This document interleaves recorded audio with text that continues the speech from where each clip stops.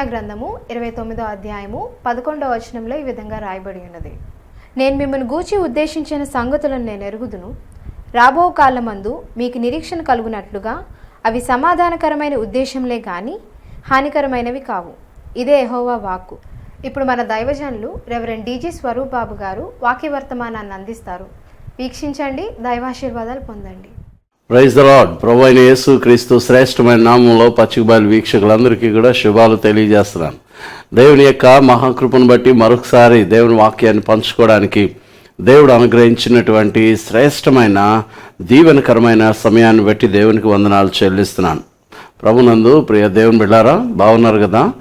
దేవుని యొక్క కృపను బట్టి మరి మీ నుండి వస్తున్నటువంటి మంచి రెస్పాన్స్ని బట్టి దేవుని సేవలో ఇంకా బహుబలంగా ఆధ్యాత్మికమైనటువంటి అనేక ఆత్మలు రక్షించబడ్డానికి వాడబొట్టకు దేవుడు అనుగ్రహిస్తున్న కృపను బట్టి దేవునికి వందనాలు చెల్లిస్తూ ఉన్నాను. దేవుని బిడ్డారా, దేవుని వాక్యాన్ని ధ్యానం చేద్దాం. ఇర్మియా గ్రంథం 31వ అధ్యాయం. ఇర్మియా గ్రంథం 31వ అధ్యాయం 13వ వచనంలో ఓ చక్కని మాట కనబడుతుంది. మనం చూద్దాం ఆ మాటను. వారి దుఃఖమునకు ప్రతిగా సంతోషం ఇచ్చి వారిని ఆదరించేదను. మరలా చదువుతున్నాను. వారి దుఃఖమునకు ప్రతిగా సంతోషం ఇచ్చి వారిని ఆదరించేదను. విచారం కొట్టివేసి నేను వారికి ఆనందము కలుగజేతును. ప్రార్థన చేసుకుందాం. దయచేసి తలలో వంచండి, ప్రార్థన చేసుకుందాం. మహాపరిశుద్ధుడైన మా ప్రియ పరలోకపు తండ్రి, నీ పరిశుద్ధ నామానికి వేలాది వందనాలు స్తోత్రాలు చెల్లిస్తున్నాను. నీ ప్రియకుమారుడైన యేసుక్రీస్తు శ్రేష్టమైన నామంలో మీరు ఇచ్చినటువంటి వాక్యాన్ని ధ్యానం చేయించు ఉంటుండగా నా నోటి మాటలు, మా అందరి హృదయ ధ్యానాలు మీ దృష్టికి అంగీకార యోగ్యంగా ఉన్నట్లు సహాయం చేయమని, నీ సన్నిధిని సహాయం ఇచ్చి మీరే బలపరిచి ఆదరించి రక్షించమని, మేలు చేసి మహిమ పొందమని, నీ పరిశుద్ధాత్మ అభిషేకాన్ని మా ప్రభు నాకును వీక్షిస్తున్న ప్రతి ఒక్కరికి దయచేసి మహిమ పొందమని క్రీస్తు పేరట ఈ ప్రార్థన అడిగి వేడుకుంటున్నాను తండ్రి, ఆమెన్. దేవుని బిడ్డారా, ప్రవక్త అయిన ఇర్మియా ద్వారా దేవుడు ఒక చక్కని ఆదరణతో కూడినటువంటి మాటను తెలియచేస్తున్నాడు. అది వాగ్దానంతో కూడినటువంటి మాటగా మనం దాన్ని గ్రహించాలని మనవి చేస్తున్నాను. ఒక గొప్ప వాగ్దానాన్ని దేవుడు తన ప్రజలైనటువంటి వారికి దేవుడు అనుగ్రహిస్తూ ఉన్నాడు. ఇర్మియా గ్రంథంలో మనం చూసినట్లయితే 31వ అధ్యాయంలో ఈ మొదటి వచనంలో ఉన్న మాటను మనం చూద్దాం. యెహోవా వాక్కు ఇదే, ఆ కాలమున నేను ఇశ్రాయేలు వంశస్థులందరికీ దేవుడనై ఉందును అనేటువంటి మాటను అక్కడ మాట్లాడుతూ ఉన్నాడు. దేవుని బిడ్డారా, దేవుడు తన ప్రజలైనటువంటి వారందరితోనూ మాట్లాడుతున్నటువంటి మాటలుగా ఇక్కడ మనము అర్థం చేసుకోవచ్చు. ఈటా మాటలు వారు ఉన్నటువంటి పరిస్థితులు, వారు ఉన్నటువంటి బాధాకరమైన పరిస్థితులు, వేదనకరమైన పరిస్థితులు ఉన్నట్లుగా మనం ఇక్కడ కనబడుతుంది. 13ని బట్టి మనం ఆలోచన చేయవలసింది ఏంటంటే, వారి దుఃఖమునకు ప్రతిగా వారిని ఆదరించదును, సంతోషం ఇచ్చి వారిని ఆదరిస్తాను అనేటువంటి మాట అక్కడ తెలియచేస్తున్నాడు. అంటే వారు ఉన్నటువంటి పరిస్థితి ఎలాంటి పరిస్థితి అని అంటే, దుఃఖంతో కూడినటువంటి పరిస్థితిని వారు కలిగి ఉన్నారు. దేవుని బిడ్డారా, ఈ వాక్య భాగాన్ని మనం చూసినట్లయితే ఇందులో ఉన్నటువంటి ప్రత్యేకమైనటువంటి విషయం ఏంటంటే, ఇశ్రాయేలీలు అనేటువంటి వారు 12 గోత్రాలుగా ఉన్నారు. ఈ 12 గోత్రాలలో ఇక్కడ 10 గోత్రాలు ఉత్తర రాజ్యముగాను, 2 గోత్రాలు దక్షిణ రాజ్యముగాను వారు విడిపోయి ఉన్నారు. అయితే ఈ 10 గోత్రముల వారిని దృష్టిలో ఉంచుకున్నట్లయితే ఈ 4వ వచనం నుండి 22వ వచనం వరకు ఉన్నటువంటి వాక్య భాగం చూస్తే, ఉత్తర రాజ్య సంబంధులైన ఇశ్రాయేలీలకి అనగా 10 గోత్రముల వారికి తెలియచేస్తున్నటువంటి విషయము. ఈ 10 గోత్రములటువంటి వారికి కూడా దేవుడు అక్కడ తెలియచేస్తున్నాడు. ఇంకా దానిని గూర్చి మనము అర్థం చేసుకోవాలి అని అంటే 9వ వచనంలో చివరి మాటలో మనం చూసినట్లయితే అక్కడ ఏమన్నా, ఇశ్రాయేలునకు నేను తండ్రిని కానా, ఎఫ్రాయిము నా జ్యేష్ఠ కుమారుడు కాడా అని అంటున్నాడు. ఎఫ్రాయిము అనగా 10 గోత్రముల వారి యొక్క దానికి చెప్పబడినటువంటి మాట. ఈ 10 గోత్రములటువంటి వారికి కూడా దేవుడు చెప్తున్నటువంటి మాట ఏంటంటే, నా జ్యేష్ఠ కుమారుడు కాడా? జ్యేష్ఠ కుమారుడు గూర్చినటువంటి విషయాలను ఆలోచన చేస్తే వారు చాలా దుఃఖముతో ఉన్నట్లుగా మనము అర్థం చేసుకోవచ్చు. అయితే వారు దుఃఖముతో ఎక్కడ ఉన్నారు అనంటే వారు దేవుని సన్నిధికి వచ్చి వారు దుఃఖించి దేవుని సన్నిధిలో ప్రార్థన చేస్తున్నట్లుగా మనం అర్థం చేసుకోవచ్చు. 9వ వచనంలోనే మనం చూసినట్లయితే వారు ఏడ్చుచూ వచ్చెదరు, వారు నన్ను ప్రార్థించుచుండగా అనే మాట, అనగా ఏడుస్తూ వచ్చి వారు దేవునికి ప్రార్థన చేస్తున్నట్లుగా కనబడుతున్నది. దేవుని బిడ్డారా, ఇశ్రాయేలీలు ఏడుస్తూ దేవుని సన్నిధికి వచ్చి ప్రార్థన చేస్తున్నారు అని అంటే కారణం ఏంటి? వారి పూర్వ వైభవం అంతా కూడా కోల్పోయినారు గనుక, వారి యొక్క పూర్వపు పరిస్థితులు ఇప్పుడు వారి జీవితాల్లో లేవు గనుక, వారు ఉన్నటువంటి పూర్వపు ఆరోగ్యం వారిలో లేదు, పూర్వపు ప్రేమ లేదు, పూర్వపు ఐక్యత లేదు, పూర్వపు సమాధానం లేదు, పూర్వ సంబంధమైనటువంటి క్షేమము లేదు. అయితే ఇలాంటిది జ్ఞాపకం చేసుకోవడానికి గల కారణం ఏంటి అని అంటే మరలా దానిని తిరిగి వారు పొందుకోవడం కొరకే వారు దానిని జ్ఞాపకం చేసుకుంటున్నట్లుగా మనం అర్థం చేసుకోవడానికి ప్రయత్నం చేద్దాం. ఎవరైనా సరే ఎందుకు దేవుని దగ్గరికి వచ్చి దుఃఖపడతారు? వారి జీవితాల్లో వారు ఆశించింది వారి జీవితాల్లో లేనప్పుడు, వారు నష్టపోయినప్పుడు, కోల్పోయినప్పుడు దేవుని బిడ్డలారా దాన్ని తిరిగి పొందుకోవడం కొరకు, పూర్వం ఉన్నటువంటి స్థితిని వారు తిరిగి పొందుకోవడం కొరకు వారు మాట్లాడుతూ ఉంటుంటారు. ఉదాహరణగా మనం చూసినట్లయితే దావీదు తన యొక్క పూర్వపు స్థితిని జ్ఞాపకం చేసుకుంటూ తాను పశ్చాత్తాపంతో ఆ స్థితిని కోల్పోకుండా కోల్పోయిన దాన్ని మరలా తిరిగి దాన్ని రీఎనోవేట్ చేసుకోవడానికి, తిరిగి పునరుద్ధరించుకోవడానికి 51వ కీర్తనలో మనం గమనించినట్లయితే దేవా నీ కృప చొప్పున నన్ను కరుణించు అని దేవుని దగ్గరకు వచ్చి ప్రార్థన చేస్తున్నాడు. దావీదు మాట్లాడేటువంటి మాటల్లో ఆయన రచనల్లోనూ మనం చూస్తా ఉన్నప్పుడు నా కన్నీటితో నా పరుపు తేలిపోతుంది అని అన్నాడు. అంటే తన పాపములు తన తల వెంట్రుకలకు మించి ఉన్నాయి అని కూడా ఆయన చెప్తున్నటువంటి మాటలు. దేవుని బిడ్డలారా, వీటన్నిటిని బట్టి అతని పరుపు అతనికి తేలిపోయేంత దుఃఖము అతనికి కలగడానికి గల కారణం ఏంటి అని అంటే అతని పాపము దేవుని బిడ్డలారా అతనిని వేధిస్తా ఉంది, అతనిని గుర్తు చేస్తా ఉంది, అతను పడిపోయినటువంటి స్థితిని తిరిగి జ్ఞాపకం చేస్తుంది గనుకనే దేవుని సన్నిధిలో అతడు దేవుని దగ్గర ప్రార్థన చేస్తూ ఉన్నాడు. దేవుని బిడ్డలారా, అలాగే హిజ్కియా కూడా మనం చూసినట్లయితే హిజ్కియాను మరణమవబోతున్నావు అని ప్రవక్త ద్వారా దేవుడు తెలియచేసినప్పుడు అతడు గోడ తట్టు తిరిగి అతడు ప్రార్థన చేసినప్పుడు మరలా ప్రవక్త వచ్చి నడిమిషాలలో నుంచి ప్రవక్త వచ్చి మరలా అతనితో చెప్తున్నాడు నీవు కన్నీరు గార్చుట దేవుడు చూశాడు అనే మాట. అంటే దేవుని బిడ్డలారా, ఇశ్రాయేలీలు కన్నీరు కార్చుతున్నారు. వారు కన్నీరు కారుస్తూ దేవుని సన్నిధిలో వారు ప్రార్థన చేస్తున్నట్లుగా ఇక్కడ కనబడుతుంది. అంటే దేవుని బిడ్డలారా, వారు అలాగున కన్నీరు కార్చే పరిస్థితి ఎందుకు వచ్చింది అనంటే వారికి ఉన్నటువంటి శ్రమలే, వారి బాధలు, వారి కష్టాలు, వారికి ఉన్నటువంటి ఇబ్బందులు, ఇలాంటి పరిస్థితుల్లో వారు దేవుని దగ్గరకు వచ్చి కన్నీరు గారుస్తున్నారు. ఎందుకని కన్నీరు గారుస్తున్నారు అని అంటే దేవుని బిడ్డలారా, వారు కన్నీరు కారుస్తున్నటువంటి విధానాన్ని మనం గమనించినట్లయితే వారు దేవునికి అవిధేయులుగా ఉండడం వలన వారికి కలిగిన బాధలను బట్టి, వారు దేవునిని విడిచిపెట్టిన విధానాన్ని బట్టి, వారు దేవుని సన్నిధి పట్ల నిర్లక్ష్య వైఖరి కలిగి ఉండడాన్ని బట్టి, వారు దేవునితో ప్రార్థనా జీవితాన్ని సరిగ్గా లేకుండా చేసుకోవడాన్ని బట్టి, వారు దేవునికి చెందవలసినటువంటి ఘనత, మహిమ, ప్రభావాలు వారు దేవునికి కాకుండా ఇతరులకు చెందడం వల్ల కలిగినటువంటి అనర్థాలను బట్టి, దేవునికి చెందవలసిన అర్పణలు దేవునికి కాకుండా ఇతరులకి వాటిని చెల్లించడం వల్ల, లేకపోతే వాటిని దొంగిలించడం వల్ల వారి జీవితాల్లో కలిగినటువంటి ఆ పరిస్థితులు మలాకీ గ్రంథంలో చెప్తాడు, మానవుడు దేవుని యొద్ద దొంగిలినా అయితే మీరు నా యొద్ద దొంగిలించునే వచ్చుచున్నారని 3వ అధ్యాయంలో తెలియచేస్తున్నారు. అంటే ఇలాంటి పరిస్థితులన్నీ కూడా వానిని ఈ రోజున దుఃఖంలోనికి నడిపించడానికి గల కారణం ఏంటి అని అంటే వాటన్నిటిని జ్ఞాపకం చేసుకున్నాను, నేను ఇది చేయడం వల్లనే. ఉదాహరణగా మనం ఒక విషయాన్ని గమనించండి. సడన్గా సాయంకాలం చేసి ఎవరైనా ఒక వ్యక్తి కళ్ళు తిరిగి పడిపోయారు అనుకోండి, ఎందుకు కళ్ళు తిరిగి పడిపోయావంటే పొద్దున్న నుంచి ఏమీ తినక. రీజన్ ఏంటన్నమాట, నేను ఇది తినకపోవడం వల్ల నాకు సాయంకాలం కళ్ళు తిరగడానికి కారణము, నాకు తల తిప్పడానికి కారణము అంటే నేను అది చేయకపోవడం వలన ఇప్పుడు నేను ఈ బాధను అనుభవిస్తున్నాను, ఈ తలనొప్పిని అనుభవిస్తున్నాను, లేదా కళ్ళు తిరిగి కింద పడిపోయాను. దేవుని బిడ్డలారా, ఇశ్రాయేలీయులు బాధపడడానికి, వేదన చెందడానికి గల కారణం ఏంటి అని అంటే, మేము దేవుణ్ణి విడిచిపెట్టడం, మేము దేవునికి దూరంగా ఉండడం, మేము దేవునికి అవిధేయులుగా ఉండడం, మేము దేవునితో సరైనటువంటి సత్సంబంధాలు కలిగి లేకుండా జీవించడం, దేవునిని ఎదిరించడం, దేవుని మీద తిరుగుబాటు చేయడం, దేవుని పట్ల మేము అన్యాయముగా మేము ఇది చేయడము, దేవుని సేవకులుగా దేవుని ప్రవక్తల మీద మేము తిరుగుబాటు చేయడం. ఈ రోజున మా జీవితాలలో ఇలాంటి అస్తవ్యస్తమైన పరిస్థితులు కలగడానికి గల కారణం ఏంటి అని అంటే, ఇశ్రాయేలీయులు వాటన్నిటిని జ్ఞాపకం చేసుకుంటూ వారు దేవుని దగ్గరకు వచ్చి ఏడుస్తున్నారు.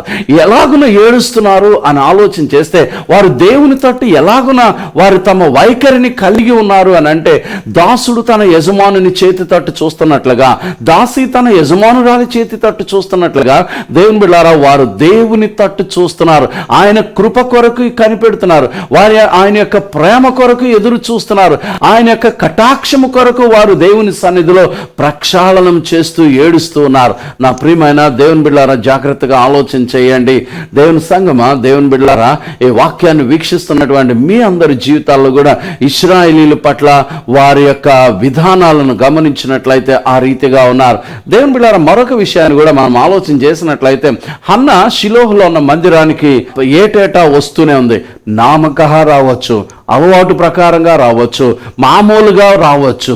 దేవుని బిడ్డలారా, ఒక ఆచార ప్రకారంగా అక్కడికి రావచ్చు. కానీ ఈనాడు దేవుని సన్నిధిలో తన బాధను జ్ఞాపకం చేసుకుని, తన వాళ్ళు తనని అన్న మాటలు జ్ఞాపకం చేసుకుని, తన జీవితంలో ఏదైతే కోల్పోయి తన బ్రతుకులో అస్తవ్యస్తమైన పరిస్థితిని కలిగి ఉందో వాటన్నిటిని జ్ఞాపకం చేసుకుని ఆమె దేవుని సన్నిధిలోనికి వచ్చి కన్నీరు గార్చినట్లుగా మనం చూస్తున్నాం. కన్నీటి కార్చినటువంటి ఆ ప్రార్థన, దేవుని బిడ్డలారా, హిజ్కియా కార్చిన కన్నీటి ప్రార్థన వలన, దేవుని బిడ్డలారా, ఇలాంటి ప్రార్థన వలన, దావీదు కార్చిన కన్నీటి ప్రార్థన వలన, దేవుని బిడ్డలారా, దేవుడు ఎలాంటి వాడు అని అంటే తన ప్రేమను వెల్లడి చేస్తున్నాడు.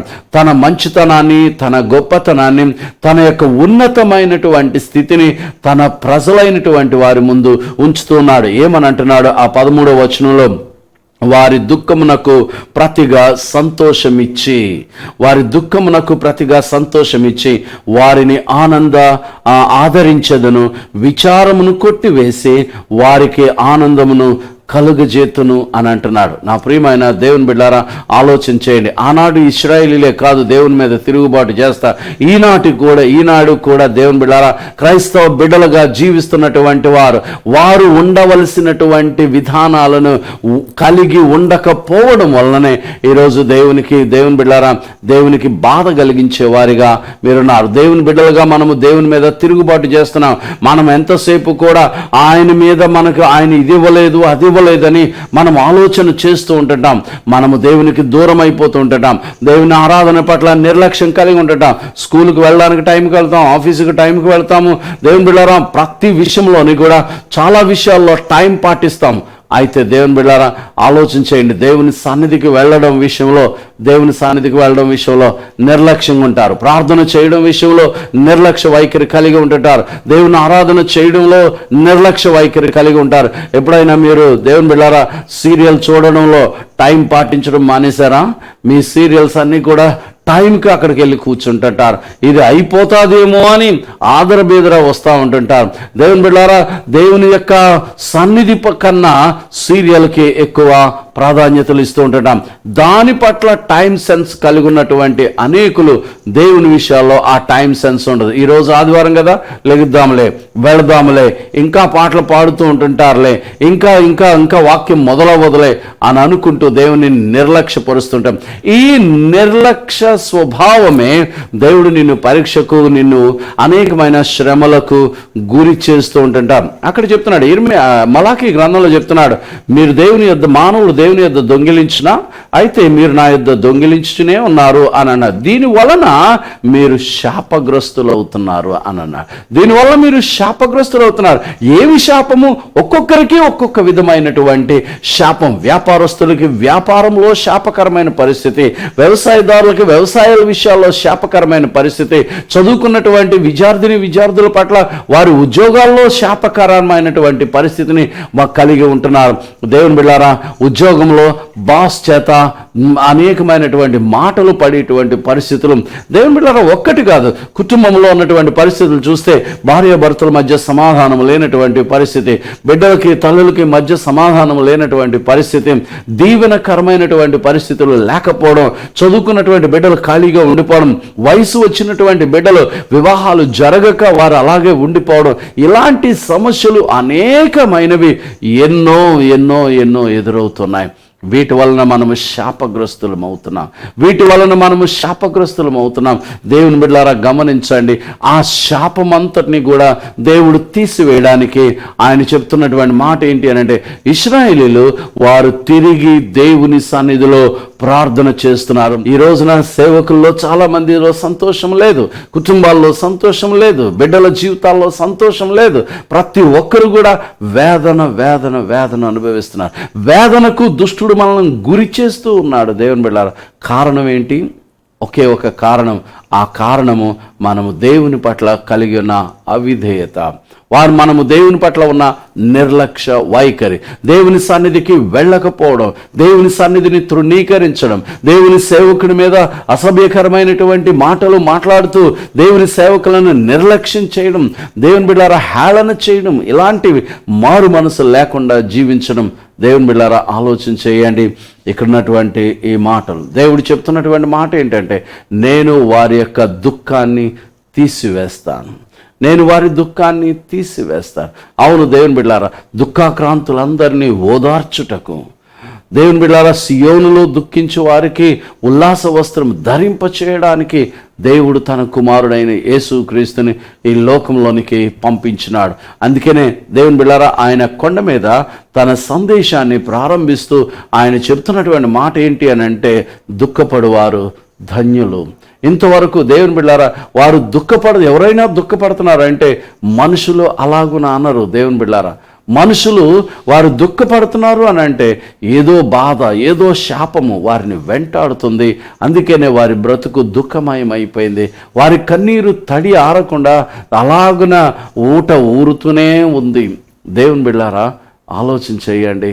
దేవుని యొక్క స్వరము మనం గ్రహించినట్లయితే ఆయన చెప్తున్నటువంటి మాట ఏంటి అని అంటే, దుఃఖాక్రాంతులందరూ కూడా ఓదార్చబడతారు, దుఃఖపడువారు ధన్యులు అని అంటున్నారు.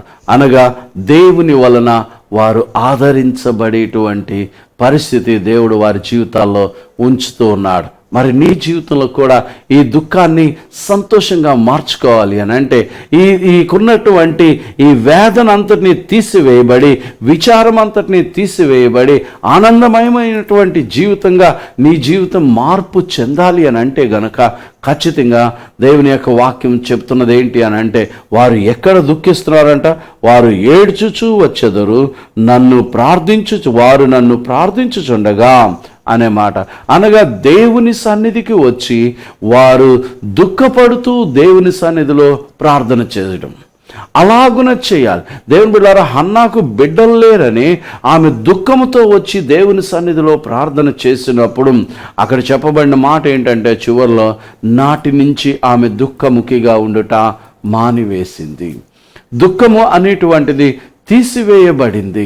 ఈ రోజున దేవుని బిడ్డలారా, నీవు కూడా నీవున్న ఊరిలో, నీవున్న పట్టణంలో, నీవు దేవుని విషయంలో దేవుని సన్నిధికి వెళ్ళి నువ్వు దేవుని దగ్గర నువ్వు ప్రార్థన చేయి, ఏకాంతంగా ప్రార్థన చేయి. దేవుని బిడ్డలారా, వివేకానంద స్వామి అంటాడు, నేను కానీ క్రీస్తు యేసు పుట్టిన కాలంలో కానీ పుట్టుంటే నేను కూడా ఆయనను ఆ స్త్రీ అభిషేకించినట్లుగా నేను కూడా అభిషేకించేవాడిని అని అంటూ ఉంటుంటాడు. నిజం దేవుని బిడ్డలారా, ఎందుకని ఆ అని అంటే ఆయన అంత గొప్ప ప్రేమను ఆయన చూపించినాడు, అంత గొప్ప ఉద్దేశాన్ని ఆయన ప్రజల ఎడల కలిగి ఉన్నాడు అన్న సత్యాన్ని గ్రహించినటువంటి దేవుని బిడ్డలారా, మనం చాలా కాలం నుంచి క్రైస్తవులుగా మనం ఉంటున్నాం. కానీ ఎంతవరకు దేవునిని మనం అర్థం చేసుకోగలుగుతున్నాం? మన దుఃఖాన్ని తీసివేయగలిగేవాడు ఆయనే. నీకు వివాహం జరగలేదని నువ్వు అనుకుంటున్నావా? దేవుని సన్నిధికి వెళ్ళి ప్రార్థన చేయి. నీవు ఎక్కడ ఉన్నావో అక్కడికి వెళ్ళి దేవుని సన్నిధిలో నువ్వు ప్రార్థన చేయి. దేవుడు ఖచ్చితంగా నీ దుఃఖాన్ని అంతటినీ దేవుడు తీసివేస్తాడు. నీకు ఉద్యోగం రాలేదని వేదన చెందుతున్నావా? దేవుని సన్నిధికి వెళ్ళి దేవునిని గౌరవించు, దేవునిని మహిమపరచు, దేవుని సన్నిధిలో నువ్వు ప్రార్థన చేయి. ఖచ్చితంగా దేవుడు నీ దుఃఖాన్ని అంతటినీ దేవుడు తీసివేస్తాడు. నీవు దుఃఖపడేటువంటి పరిస్థితులు రాకుండా ఉండే స్థలము నీవు దేవుని సన్నిధిలోకి వెళ్ళడమే, దేవునిని ఆరాధించడమే, దేవుని స్తుతించడమే. అంతేగాని దేవుని బిడ్డారా, నీవు దేవుని సన్నిధిలో ఆయన ఈ లోకానికి వచ్చింది రాజకీయ సంబంధమైనటువంటి కబుర్లు చెప్పడానికి కాదు. దేవుని బిడ్డారా, ఇక్కడ ఈ లోకానికి వచ్చింది ఏదో ఒక రకమైన పిక్నిక్ జరిగించుకోవడానికి ఆయన ఇక్కడికి రాలేదు. ఆయన ఇక్కడికి వచ్చింది ఎందుకు అని అంటే నన్ను ఆయన చూస్తూ ఉన్నాడు. మన వేదన, మన బాధ, మన శ్రమ, మన సమస్యలు అన్నిటి నుంచి విడుదల ఇవ్వడానికే ఆయన ఈ లోకానికి వచ్చి ఉన్నాడు. నా ప్రియమైన దేవుని బిడ్డలారా, మరి మీరు, నేను, మనము అందరం కూడా దేవుని సన్నిధిలో మనం ప్రార్థించాలి. నీ ప్రార్థనా జీవితం ఆసక్తికరమైన ప్రార్థన, పట్టుదలతో కూడిన ప్రార్థన. హన్నాలాగా నువ్వు ప్రార్థన చేయాలి, హిజ్కియాలాగా ప్రార్థన చేయాలి, దానియేలులాగా ప్రార్థన చేయాలి. అనేక మంది ప్రార్థనా పరులు మనకు బైబిల్లో కనబడుతున్నారు. దేవుని బిడ్డలారా, వారి వలె మనం కూడా ప్రార్థన చేయాలి. ప్రార్థనా జీవితాన్ని మనం కలిగి ఉండాలి. అలాగున ఉన్నప్పుడు దేవుడు ఖచ్చితంగా మన జీవితాలను ఆశీర్వదిస్తాడు, మన బ్రతుకులను ఆశీర్వదిస్తాడు, మన యొక్క జీవితాలను ఉజ్జీవింప చేస్తూ ఉంటుంటాడు. కాబట్టి దేవుని బిడ్డలారా, మనం గమనించండి, దేవుడు మన దుఃఖాన్ని తీసివేసేవాడు, దేవుడు మనలను ఆదరించేవాడు, దేవుడు తన ప్రేమతో మనలను ఆదరించే దేవుడు, మనలను ఓదార్చే దేవుడు, మన యొక్క బాధలన్నిటి నుంచి విడిపించేటువంటి దేవుడు. గనుక ప్రతి ఒక్కరూ కూడా దేవుని సన్నిధిలో మనమందరం కూడా ప్రార్థన చేస్తూ ప్రభువులో ఆసక్తిని కలిగి జీవిద్దాం. ఆయన మందిరానికి వెళదాం. ఆయన మందిరంలో కన్నీరు కారుస్తూ మనం ప్రార్థన చేద్దాం. మనం కన్నీరు కార్చాలి అని అంటే నీ పూర్వపు స్థితిని జ్ఞాపకం చేసుకో. నువ్వు దేవునికి ఎంత అవిధేయతగా ఉన్నావో, దేవుని పట్ల ఎంత నిర్లక్ష్యంగా ఉన్నావో, దేవునికి చెందవలసినటువంటివి చెందకుండా నీవెంత దూరంగా ఉన్నావో వీటన్నిటిని జ్ఞాపకం చేసుకో. నీ బాధలన్నిటికి అదే కారణం. మధ్యాహ్నం తిండి తినకపోవడం వల్ల సాయంత్రం కళ్ళు తిరిగినాయి నీకు. మధ్యాహ్నం ఉదయం చేయకపోవడం వల్ల నీకు సాయంత్రానికి నిర్జీవం అయిపోయినాం. ఈ రోజున నువ్వు నిర్జీవం అయిపోవడానికి కారణం మునుపు నీ జీవితంలో నువ్వు దేవునికి అవిధేయతగా ఉండడమే అందుకు కారణం. ఎప్పుడైనా సరే దేవుని వెతకండి, ఆయన మంచితనాన్ని వెతకండి, ఆయన సన్నిధిలో ఆయన ప్రసన్నతను వెతకండి. ఆయన నిన్ను ఆదరిస్తాడు, ఆయన నిన్ను ఓదారుస్తాడు, ఆయన నిన్ను ధైర్యపరుస్తాడు, బలపరుస్తాడు. అట్టి కృప దేవుడు మనందరికీ కూడా దయచేయునుగాక. ఆమేన్. ప్రార్థన చేస్తాను మీ అందరి కొరకును. దయచేసి తలలో ఉంచండి. మీకు ఎక్కడ బాధ ఉందో అక్కడ మీ చేతిలో ఉంచండి. దేవుని బిడ్డలారా, నేను ప్రార్థన చేస్తాను. దేవుడు అద్భుతమైన కార్యాన్ని మీ శరీరాల్లో, మీ జీవితాల్లో జరిగించలాగున ప్రార్థన చేసుకుందాం. మహాపరిశుద్ధుడైన మా ప్రియ పరలోకపు తండ్రి, నీ పరిశుద్ధ నామానికి వేలాది వందనాలు, స్తోత్రాలు చెల్లిస్తున్నాను. నీ ప్రియకుమారుడైన యేసుక్రీస్తు నామంలో ప్రభువా, ఇదిగో మీరు ఇచ్చినటువంటి ఈ వాక్యాన్ని బట్టి మీకు వందనాలు చెల్లిస్తున్నాం. ఈ మాటలను బట్టి ప్రభువా, మేము అనేకమైన బాధలు కలిగి ఉన్నాము, వేదన కలిగి ఉన్నాము. ఇశ్రాయేలీలు తమ మనస్సును మార్చుకుని ఎలాగైతే నీ తట్టు తిరిగి తమ దుఃఖముల నుంచి విడుదల పొంది ఉన్నారో మేము కూడా అలాగ పొందాలని ఆశతో వచ్చామయ్యా. దేవా, కనికరించండి నాయన. దేవా, నీ కృప మా ఎడలో ఉంచండి నాయన. దేవా, మీ ప్రేమను మా పట్ల వెల్లడి చేయండి నాయన. మీ నామానికి మహిమ తెచ్చుకోండి. నీ సన్నిధి కాంతిని, నీ ముఖ కాంతిని మా మీద ప్రకాశింపచేయండి. మీ తోడు నేను అనుగ్రహించండి. శాంతి సమాధానాలతో నింపి నడిపించండి. ప్రత్యేకంగా బిడ్డలు ఎక్కడ బాలేదని వారి మనసులో తలస్తున్నారో నాయన, ఆ తలంపులన్నిటిని బట్టి ప్రార్థన చేస్తున్నాను. యేసు నామములో నామములో వారిలో ఉన్నటువంటి బలహీనతను అంతటి కూడా గర్దిస్తున్నాను నాయన. యేసు నామములో వారికి ఉన్నటువంటి వ్యాధిని అంతటినీ తీసివేయనట్లుగా ప్రార్థన చేస్తున్నాను నాయన. మీరిచ్చిన ఆజ్ఞను బట్టి, మీరిచ్చినటువంటి అధికారమును బట్టి ప్రార్థన చేస్తుంటుండగా వారిలో నూతనమైన కార్యాన్ని, ఉజ్జీవమైన కార్యాన్ని, స్వస్థత కార్యాన్ని జరిగిస్తున్నందుకు మీకు వందనాలు చెల్లిస్తున్నాను. సహాయం చేయండి, కనికరించి కాపాడి రక్షించండి నాయన. అదే రీతిగా వారి చేతులు ఉంచుకున్నటువంటి ప్రతి భాగాన్ని మీరు ముట్టండి నాయన. వారికి స్వస్థతను దయచేయమని ప్రార్థన చేస్తున్నాం. వారి కుటుంబంలో నెమ్మదినివ్వండి. ప్రతి ఒక్కరి మా ప్రభు భార్య భర్తలు మారు మనసు లేకుండా ఉన్నట్లయితే ఇంట్లో ఎవరైనా వారికి మారు మనసును దయచేయండి. భార్యాభర్తల మధ్య ప్రేమను దయచేయండి. బిడ్డల మధ్య ప్రేమను దయచేయండి. వారి జీవితాలను, వారి చదువులను, వారి సమస్తాన్ని వృద్ధి పొందించమని ప్రార్థన చేస్తున్నాను. దీవెన ఆశీర్వాదాలతో నింపండి. ఎవరెవరు ఏ ఏ విషయాల్లో వారు పైకి చెప్పలేని పరిస్థితులతో వారు దుఃఖంతో ఉన్నారో నాయన, వారి దుఃఖాన్ని అంతటిని కూడా మీరు తీసివేయమని ప్రార్థన చేస్తున్నాం. నీ అద్భుతమైన కార్యాలు జరిగించి మీ నామానికే మహిమ తెచ్చుకోమని, సమస్త ఘనత, మహిమ, ప్రభావాలు మీకే ఆరోపిస్తూ మీ జీవంతో నింపి నడిపించమని క్రీస్తు పేరటి ప్రార్థన అడిగి వేడుకుంటున్నాను తండ్రి.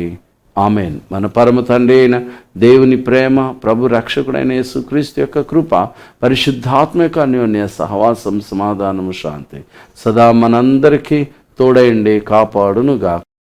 Amen. Praise the lord. God bless you. వచ్చే వారం మరలా కలుసుకుందాం. మీరు కూడా మా పరిచర్య కొరకు ప్రార్థన చేయండి. కార్యక్రమాల వల్ల మీరు బలపరచబడుతున్నట్లయితే కనుక మీరు కూడా మీ కుటుంబం తరపున ఒక కార్యక్రమానికి సహకరించండి. దేవుని పరిచర్యలో మీరు కూడా ఉండండి. అనేక ఆత్మలు రక్షించబడాలి.